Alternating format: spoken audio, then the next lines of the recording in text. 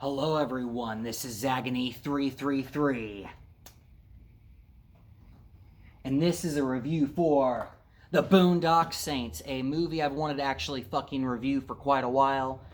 Here's my hoodie, which I've had this fucker since middle school when here's the Saints prayer on the back and shit.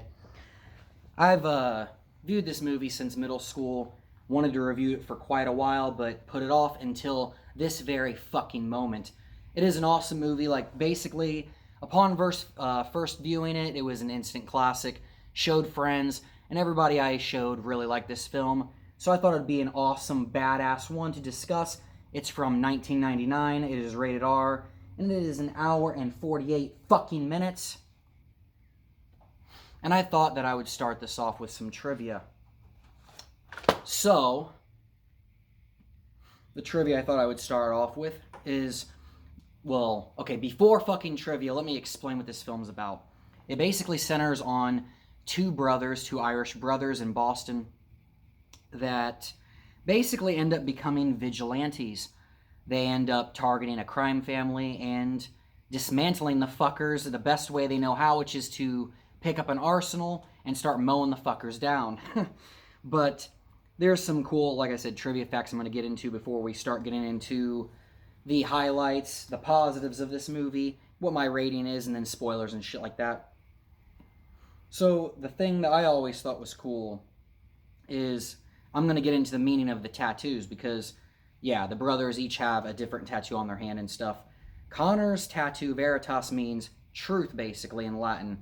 And Murphy, his tattoo, Equitas, means justice, which I always thought that the one that was justice was pretty badass. And apparently the word fuck is used 246 times, which is really great. It helps elevate this film, that's for fuck sure.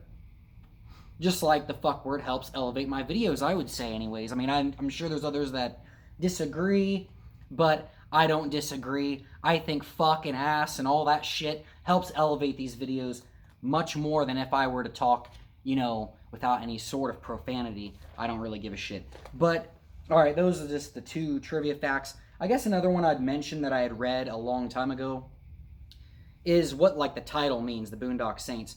And it's supposed to basically refer to the two brothers kind of being in the boondocks, they're kind of out of their element, they're surrounded by a lot of scummy people, bad situations, and that's kind of what forces them to, they get tired of seeing all of the crime, all of the corruption, all of the terrible things around them. And so they end up saying hell with this, and they end up doing something about it. So that's kind of what the Boondock Saints mean. They're saints that are in the boondocks. They're out of their element. They're out of, where they would probably like to be, I would imagine. They'd probably rather be in somewhere there is not so much crime. But here's some positives. Through this movie, what makes it kind of like that instant classic that I mentioned is there's a lot of good humor here, some hilarious jokes. And even after seeing it all these years later, because I've watched it quite a bit of times, like I was mentioning, I've shown friends in middle school, high school. It was like a classic for pretty much everybody I showed it to. I mean, even for a while there was like a tradition where during St. Patrick's Day, me and a friend would watch this and, have some drinks and shit on St. Patrick's Day and shit. So it became kind of a big deal for a while.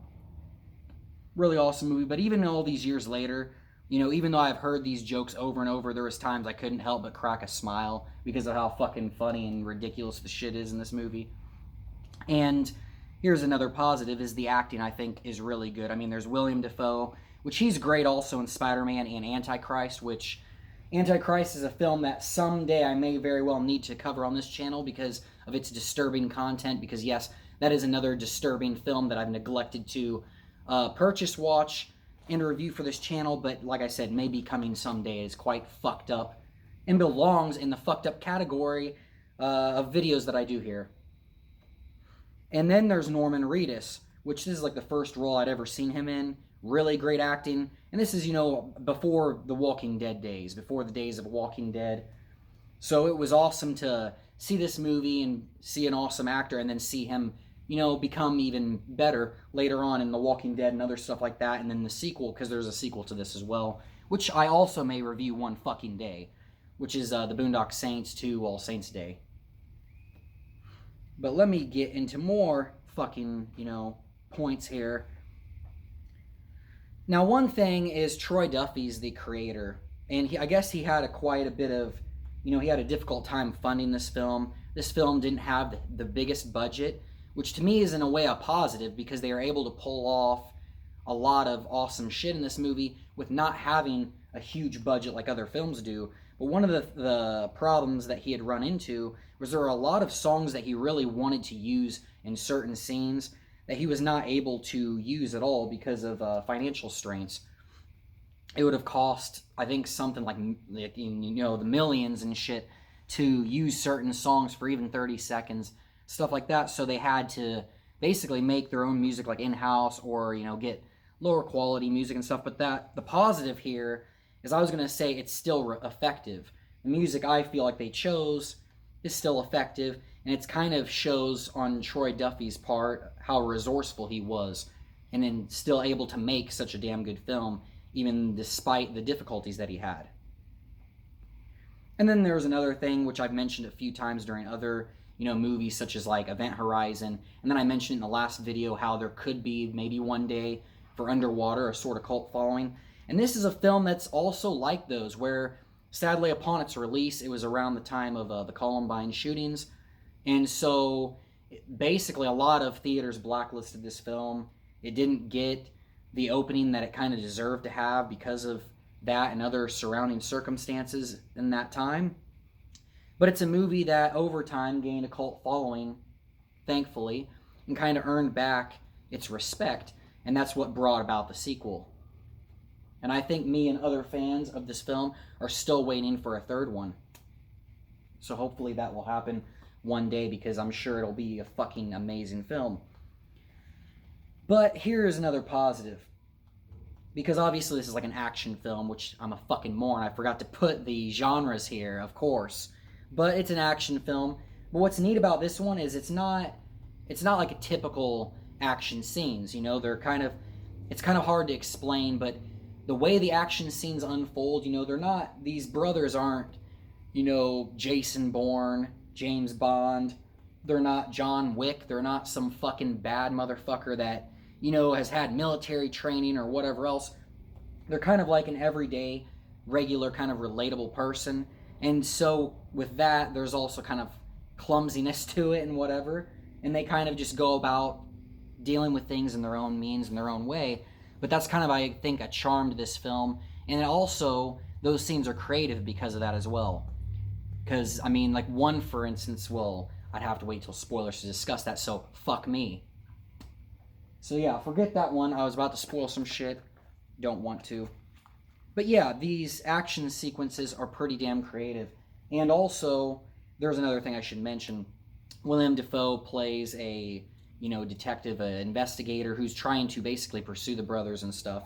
So you get that angle as well. And what's really cool about that is just how these scenes, how they go about, because you see, you'll see him kind of dismantling and trying to figure out what occurred at these crime scenes. And then you kind of usually get to see the crime scene take place and see if it matches up with what the investigator's saying or not. And I don't know, it's just that whole formula throughout this movie and even the sequel are done really well. They're really neat to see pieced together and stuff like that. And then I would say there's great use of dialogue, like even the Saint's Prayer, for instance. Sorry, let me light my other smoke. I loved the Saint's Prayer, and like I said, the dialogue and stuff here is really well done. And, even for the Saint's Prayer, for instance, I was such a huge fan of this back in middle school that I basically wrote down the prayer and recited it until it was memorized, and I still have it memorized even to this day. That's how much of a fan, at least I was, when this film came out. It was a really cool, unique film. And I already mentioned the kind of ridiculous, tradition that it kind of spawned and everything. But here is, I guess, one of the last things I'll mention. I guess I won't really get into much spoilers. Let me think here if there's any that I will get into.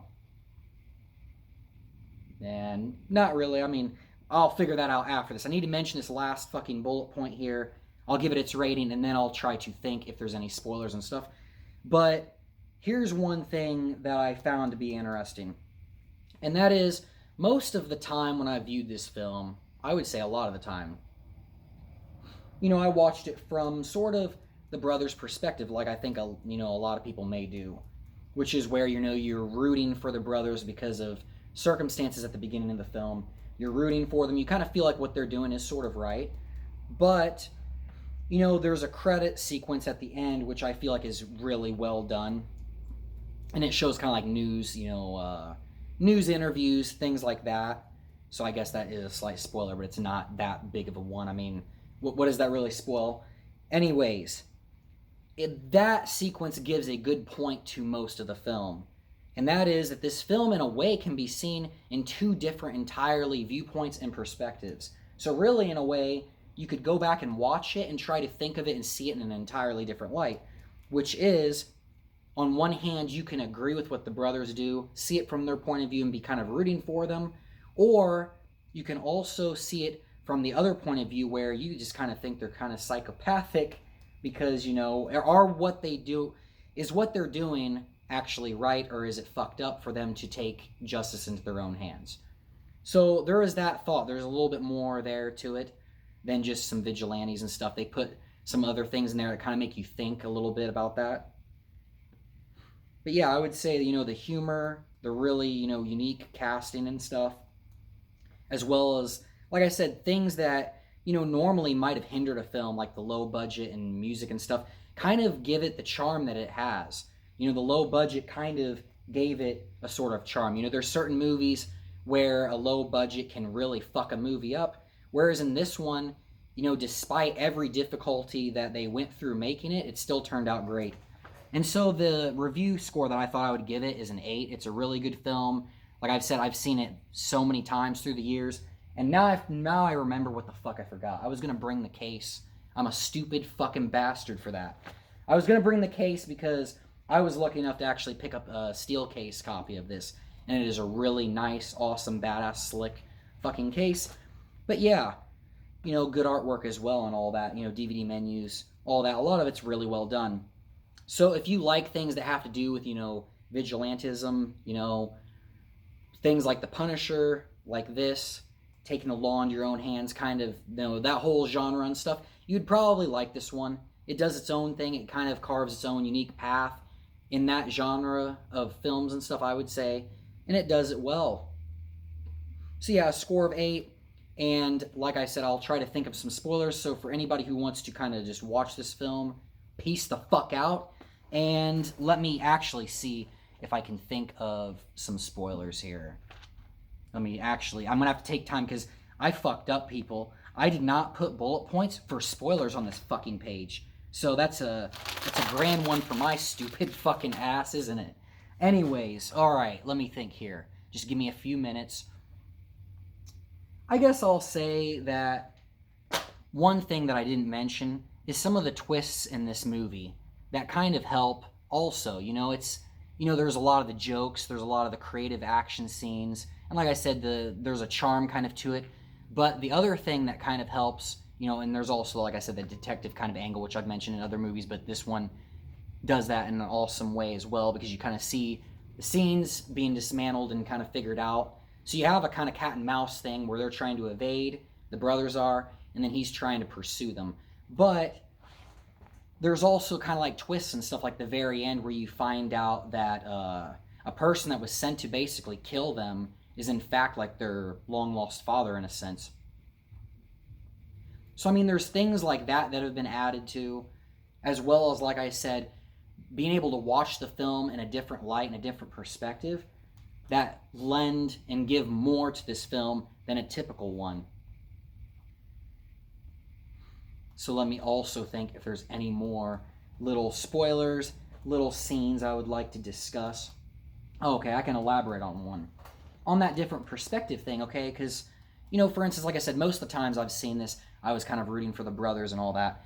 But, upon this viewing and everything else, thinking about it a little bit more, it's like, for instance, when they're in the strip club and they end up gunning down the other patrons there. There's this main guy that they're coming to kill who's a complete fucking scumbag.